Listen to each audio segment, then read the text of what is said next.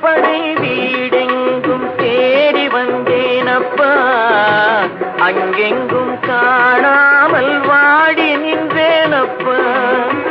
அருணகிரி மனம் நொந்து தவித்த போது, அருணகிரி மனம் நொந்து தவித்த போது, நீ அருள் கொடுத்து ஒளியாக நின்றாயப்பா. முருகாயல் அழைக்கவா, முத்துக்குமராயல் அழைக்கவா, கந்தா என்றழைக்கவா, கதிர்வேலா என்றழைக்கவா. எப்படி அழைப்பேன் உன்னை, எங்கே காண்பேன்?